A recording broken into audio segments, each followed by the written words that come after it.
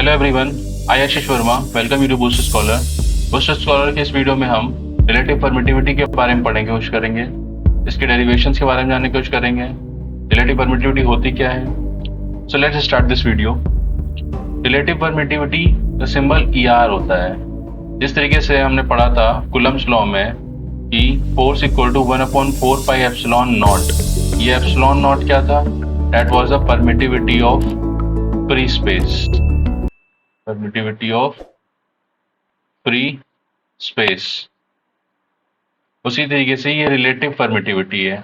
R stands for relate, यानी कि हमें किसी का रिलेशन करना होगा। रिलेटिव परमिटिविटी को डायरेक्ट्रिक कांस्टेंट भी बोलते हैं। और रिलेटिव परमिटिविटी जो होती है, ये परमिटिविटी होती है, it is the permittivity of medium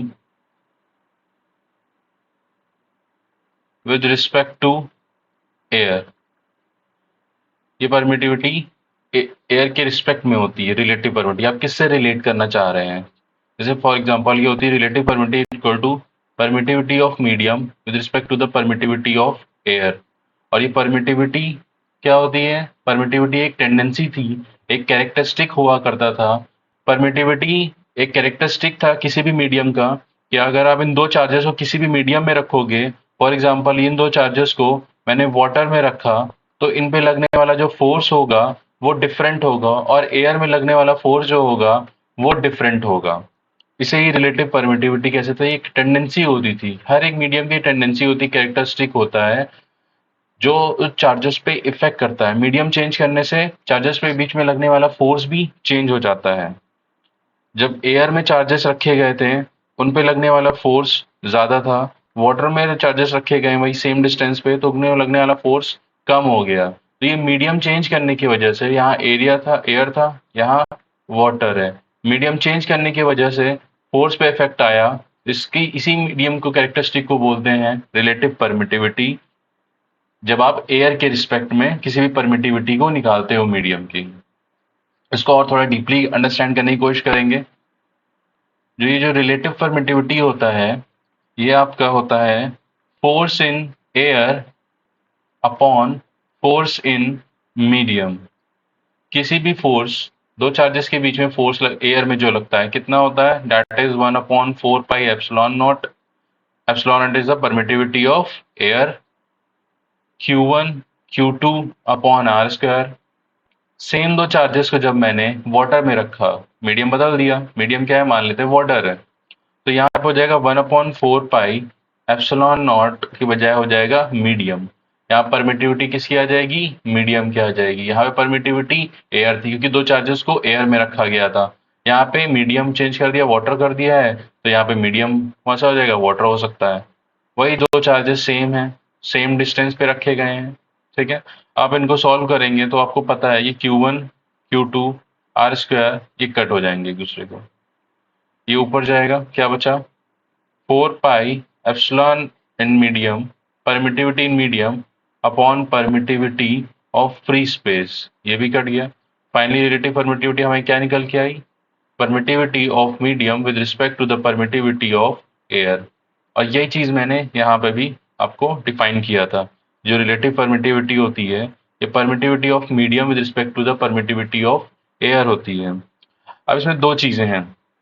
जब आप रिलेटिव परमिटिविटी आप क्या कर रहे हो? रिलेट कर रहे हो।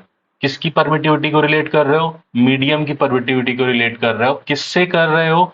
एयर के रिस्पेक्ट में कर रहे हो।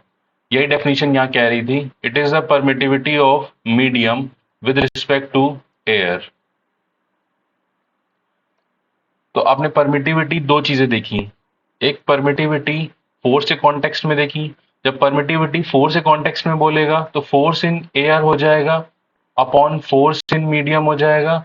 और जब परमिटिविटी के कॉन्टेक्स्ट में बोलेगा तो परमिटिविटी ऑफ मीडियम हो जाएगा और परमिटिविटी ऑफ एयर हो जाएगा नीचे, ठीक है। इससे क्या निकल के आया कि force is proportional to the permittivity of air, exactly same way force in medium is proportional to the inversely proportional to the permittivity of medium, ठीक है। तो दो चार्जेस के बीच में अगर फोर्स बढ़ेगा दो चार्जेस हैं, दो चार्जेस एयर में रखे गए हैं, इन पे अगर फोर्स बढ़ा हुआ है, फॉर एग्जांपल 10 न्यूटन फोर्स है, लगने वाला फोर्स कैसा है, 10 न्यूटन है, और फोर्स इन मीडियम में मैंने मीडियम चेंज कर दिया, वाटर में कर दिया, और जो फोर्स है वो हो गया आपका सीधे 8 न्यूटन या फिर 7 न्यूटन मान लीजिए।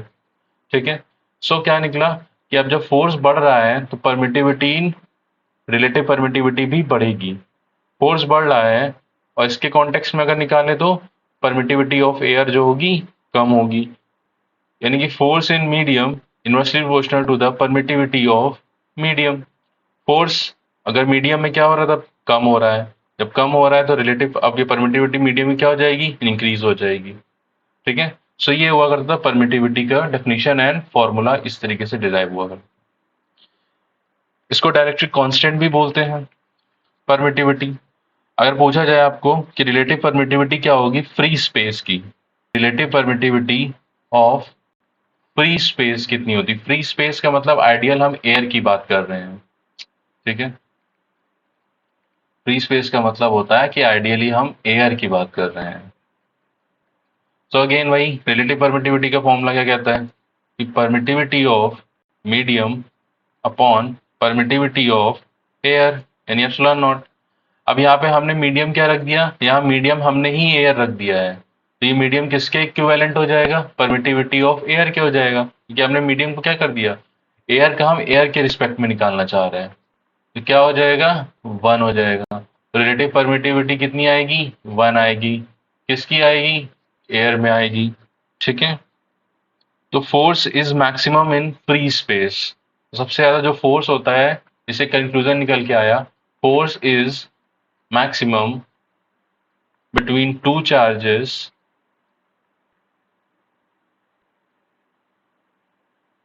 in free space।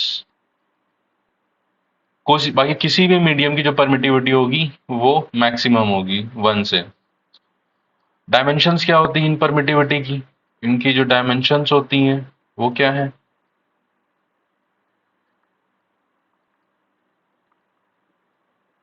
तो इनकी जो डायमेंशंस हैं ये आपकी होती हैं, यूनिट इसकी क्या होती है, यूनिट होती है आपकी कूलम्ब स्क्वायर पर न्यूटन पर मीटर स्क्वायर।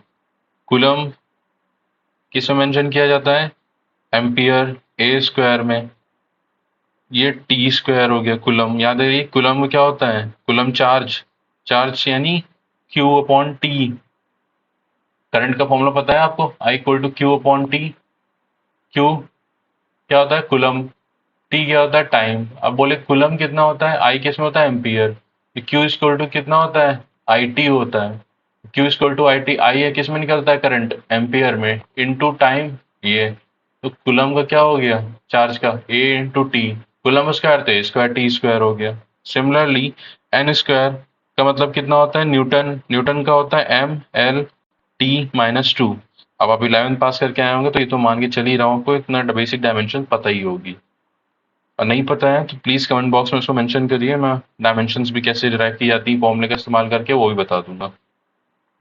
सो इसका फाइनल क्या निकल के आया, एम की पावर -1, एल की पावर -2, टी की पावर 4 एंड ए स्क्वायर, ये this is a final dimension. ठीक है, coulomb force in vector format क्या होता है, अगर आप साथ साथ नोट्स बनाते हुए चल रहे हैं तो इससे बेहतर कुछ नहीं होगा। कूलम फोर्स की बात करेंगे इन vector format, this will indicate the magnitude, indicate the magnitude as well as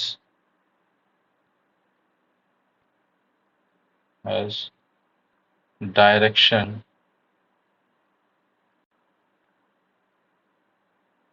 of force।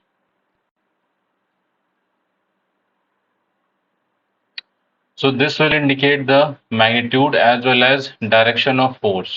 Coulomb force हमने क्या पढ़ा था कि दो चार्जेस हैं, फॉर एग्जांपल ये दो चार्जेस हैं, इन दो चार्जेस को कनेक्ट करने वाली एक लाइन है, that is called a position vector, ठीक है, पोजीशन वेक्टर को हम हमेशा आर से डिनोट करते हैं।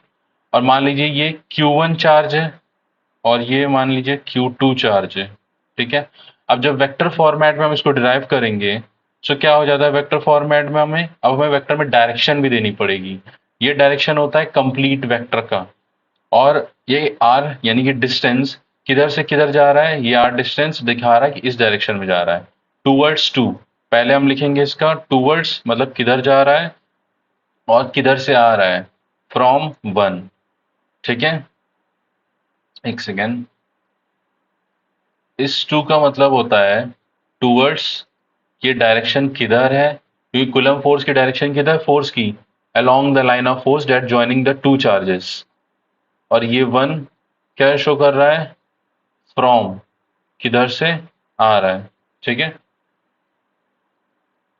सो नेक्स्ट, अब इन दो चार्जों पे लगने वाला फोर्स, ये फोर्स इस पे भी लगा रहा है और ये फोर्स इस पे भी लगा रहा है। Q1 Q2 दोनों अपोजिट में फोर्स एक दूसरे पे लगा रहे हैं। ठीक है, इसको कैसे डिराइव करते हैं, फोर्स को वेक्टर फॉर्मेट में कैसे डिफाइन करेंगे। ये जो फोर्स है, फॉर एग्जांपल ये दो पॉइंट चार्जेस हैं, ये दो पॉइंट चार्जेस हैं। ये फोर्स प्लस वाला चार्ज इस पे कैसा फोर्स लगाएगा, रिपेल लगाएगा। तो रिपेल करेगा तो इसको क्या करेगा, ढकेलने की कोशिश करेगा इस तरीके से। फोर्स लग रहा है ऑन सेकेंड चार्ज, कौन लगा रहा है, बाई फर्स्ट चार्ज। उसी तरीके से इस फर्स्ट चार्ज पे सेकेंड चार्ज भी रिपल्शन वाला फोर्स लगाएगा। तो फोर्स ऑन फर्स्ट चार्ज, ये फोर्स ऐसा लगेगा, इसका नाम क्या हो जाएगा, force on first charge by second charge. Similarly दो फोर्सेस आ गए हमारे। ठीक है, कौन कौन कैसे कैसे फोर्स और लगा रहा है। ठीक है, और इसका एक यूनिट वेक्टर होता है, that is called R21 unit vector. Unit vector क्या होता है, जिसका मैग्नीट्यूड 1 हो और इट हैज अ डायरेक्शन, इसको कहते हैं unit vector. Okay, for example यहाँ पे एक चार्ज है और यहाँ पे एक दूसरा चार्ज है। ठीक है, यहाँ पे एक Q1 चार्ज है, यहाँ पे एक Q2 चार्ज है। ओके, अब मान लीजिए ये Q1 और Q2 connected by this line.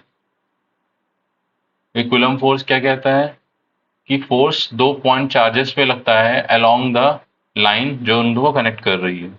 इनके बीच में रहने वाली दूरी कितनी है, R21 पोजीशन वेक्टर।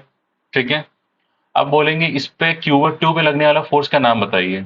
तो Q2 पे फोर्स कौन लगाएगा, फर्स्ट चार्ज लगाएगा। कैसा लगाएगा, इधर फेंकने का, रिपल्सिव वाला लगाएगा कि चलो ढकेलेगा अपने से दूर। तो ये किधर जाएगा, इधर जाएगा इस साइड। तो इस ये क्या डायरेक्शन हो गई, फोर्स की।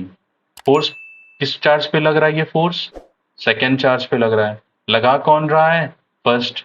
तो इसका नाम ये हो जाएगा। यहाँ पे और यहाँ पे डिफरेंस होता है। यहाँ पे क्या होता है, यहाँ पे लिखते हैं हम सबसे पहले उसको, फोर्स के नीचे ये जो नंबर होता है हम उसको लिखते हैं कि लग किस चार्ज पे रहा है, ऑन whom, किस चार्ज पे लग रहा है। और ये जो फर्स्ट होता है इसका होता है बाई whom, कि कौन सा चार्ज लगा रहा है।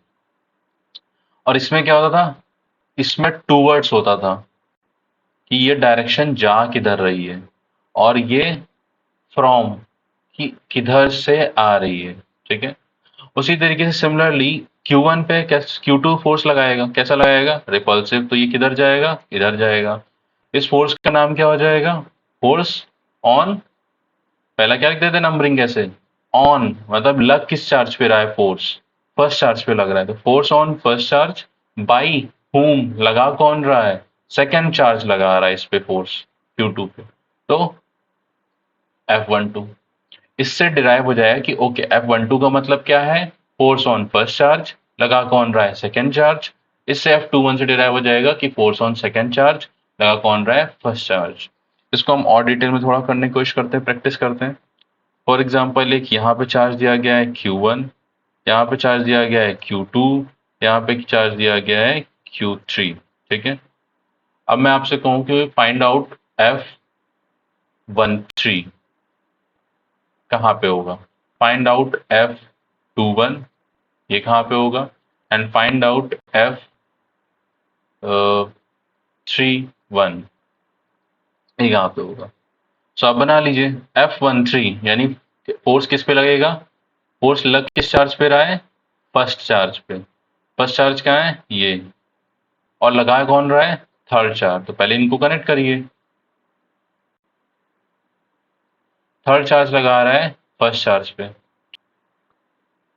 ये फर्स्ट चार्ज पे F13 दोनों पॉजिटिव में, तीनों पॉजिटिव में है। माइनस मैंने इंडिकेट नहीं किया तो बाय डिफॉल्ट क्या समझाएगा कि सब पॉजिटिव में है। F13 यानी फर्स्ट चार्ज पे लगने वाला फोर्स कौन लगा रहा है? 3 लगा रहा है। तो कैसा लगाएगा? रिपल्सिव लगाएगा इस तरीके से। तो इसका नाम क्या हो जाएगा? F13। ठीक है। उसी तरीके से सिमिलरली जो है हमें ये मिल गया कि F13 कहाँ पे है। उसी तरीके से अब हमें ढूंढना है F31 कहाँ पे है। तो फोर्स ऑन थर्ड चार्ज, किस चार्ज की बात हो रही? थर्ड।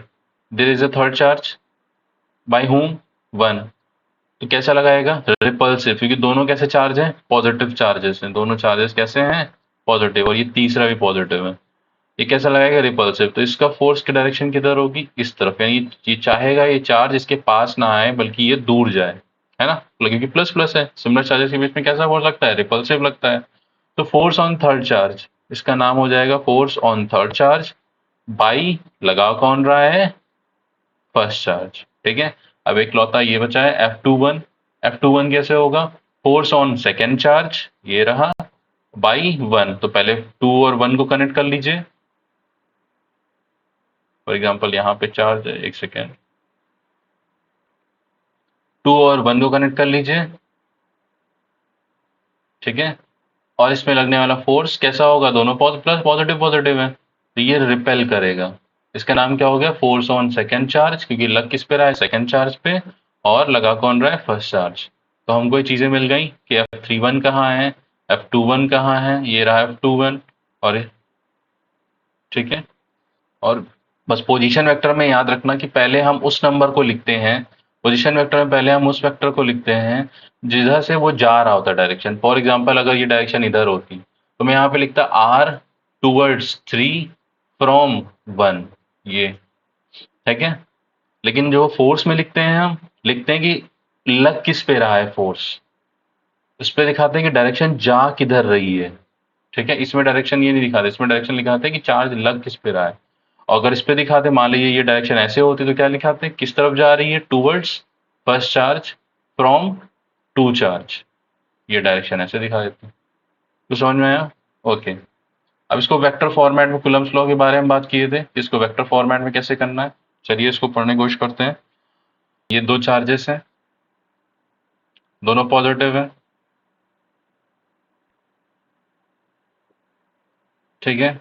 दोनों पॉजिटिव चार्ज है। ये दो पॉइंट चार्ज, कूलम्ब्स लॉ किसकी बात करता है? कूलम्ब्स लॉ दो पॉइंट चार्जेस के बीच की बात करता है कि दो पॉइंट चार्जेस के बीच में लगने वाले फोर्स को बोलते हैं कूलम्ब फोर्स। ठीक है। इनका जो डिस्टेंस है, फॉर एग्जांपल ये Q1 चार्ज है, ये Q2 चार्ज है, और इनका डायरेक्शन पोजीशन वेक्टर इस तरीके से है, टूवर्ड्स 2 बाई 1। ये पूरा डेरिवेशन है वेक्टर फॉर्मेट में, तो अगर साथ में लिखते भी चलेंगे तो भी आपको काफी बेनिफिट होगा। ओके। सो ये फर्स्ट चार्ज सेकेंड चार्ज पे कैसा फोर्स लगाएगा? इस तरीके से। नाम क्या हो गया? फोर्स ऑन किस पे लग रहा है? सेकेंड चार्ज पे।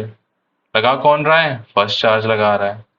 अब जब ये फर्स्ट चार्ज पे सेकेंड चार्ज फोर्स लगाएगा तो कैसा होगा? किधर जाएगा? इसकी इस डायरेक्शन में। चार्ज को इधर दूर से दूर भेजने की कोशिश करेगा, रिपल्सिव करेगा। इसका नाम क्या हो जाएगा? फोर्स ऑन फर्स्ट चार्ज, लगा कौन रहा है? By second charge. ओके। इसका यूनिट वेक्टर क्या होता है? यूनिट वेक्टर बताया था मैंने। अब इसका मैग्नीट्यूड 1 हो और डायरेक्शन होती है, उसे यूनिट वेक्टर कहते हैं। तो मतलब किसी भी स्केलर क्वांटिटी को वेक्टर फॉर्मेट में बदलना है तो चुपचाप सीधे यूनिट वेक्टर से मल्टीप्लाई कर दीजिए, तो वो भी कन्वर्ट हो जाएगी। ठीक है। Okay. So now force on 1 2 coulomb force, दो फोर्सेज हैं यहाँ पे, दोनों सेम चार्जेस के बीच में लगने वाले फोर्सेज हैं, दोनों का मीडियम भी सेम है।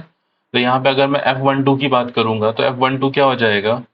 F12 1/4 pi epsilon naught Q1 Q2, दो चार्जेस के बीच में लगने वाला फोर्स, आर स्क्वायर। हम लोग यही क्या करते थे? R square. ये हम लोग क्या करते थे स्केलर क्वांटिटी के टर्म्स में। अगर हम डायरेक्शन के टर्म्स में करेंगे, फोर्स ऑन 2 1 या फोर्स ऑन 1 2, तो डायरेक्शन भी यहाँ पे कितनी हो जाएगी? अब फोर्स ऑन आर ऑन 1 2 ये करेंगे, ठीक है। और इसको अगर हम मॉड के टर्म्स में लिख देंगे तो इसका मतलब ये होता है कि ये एक जो है वेक्टर क्वांटिटी है, ये क्वांटिटी जो है ये वेक्टर है, but for current time being vector quantity है, but for current time being अभी हम इसका केवल मैग्नीट्यूड ले रहे हैं।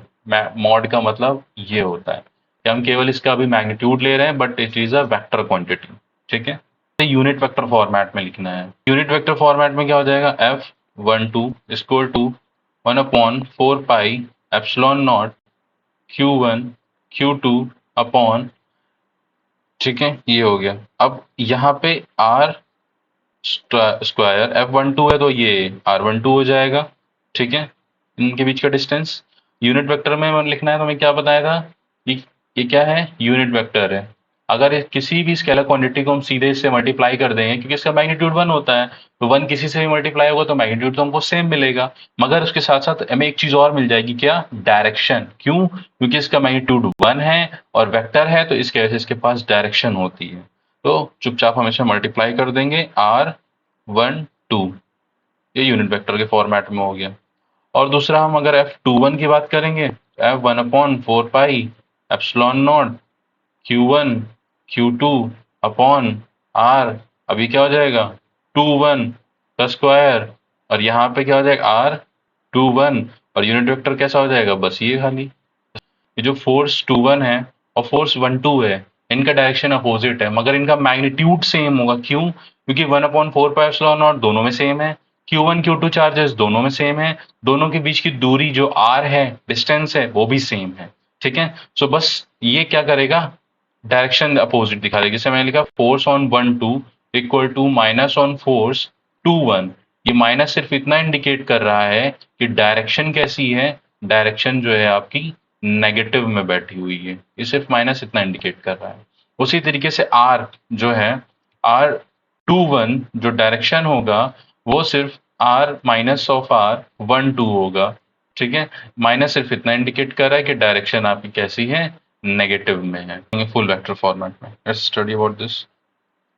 ठीक है, अगर हमें यूनिट वेक्टर नहीं दिया गया है, हमें केवल और केवल एक ही, हमें मान लीजिए ये चीज नहीं दी गई यूनिट वेक्टर, हमें केवल और केवल ये आर दिया गया है कंप्लीट वेक्टर, तो हमें फुल वेक्टर के फॉर्मेट में कैसे लिखा जाएगा उसको हम देखते हैं। तो अभी जान लीजिए force on 2 1 equal to 1/4 pi epsilon naught Q1 Q2 upon R square, यही था। और हमने क्या पढ़ा था, फुल वेक्टर फॉर्मेट में हमें पढ़ना है इसको। फुल वेक्टर फॉर्मेट में क्या था, यूनिट वेक्टर तो हमने देख लिया था, और यूनिट वेक्टर होता क्या है, तो यूनिट मतलब होता है 1, ठीक है। मोस्टली ये माना था किसी भी चीज की यूनिट होती है। फॉर एग्जाम्पल अगर ये 4 सेंटीमीटर का है तो 4 सेंटीमीटर का यूनिट क्या होगा, 1, ये 1, फिर ये सेकेंड सेंटीमीटर, ये थर्ड सेंटीमीटर, 1 2 3 4, ठीक है। ऐसे ये 1 सेंटीमीटर, 1 इसका, 1 इसका, 1 इसका, तभी तो मिलकर के तीनों बना है, जाकर के चारों मिलकर 4 सेंटीमीटर बने हैं। तो यूनिट इसका 1 होता है। ये कैसे निकलेगा, 4 डिवाइड बाई 4, 4 मतलब कंप्लीट टोटल कितना है, और नंबर ऑफ पार्ट्स कितने हैं, इसको डिवाइड करेंगे तो फाइनली आपको 1 ही निकल के आएगा यूनिट। उसी तरीके से ये जो यूनिट वेक्टर है, अभी हम लोगों ने जो ये यूनिट वेक्टर R21 किया हुआ था, ठीक है, ये क्या होता है, कंप्लीट वेक्टर। जो कंप्लीट वेक्टर है विच इज R21 को डिवाइड करेंगे हम उसके मैग्नीट्यूड से, R21 के मैग्नीट्यूड से, ठीक है। तो ये हो जाता है आपका यूनिट वेक्टर।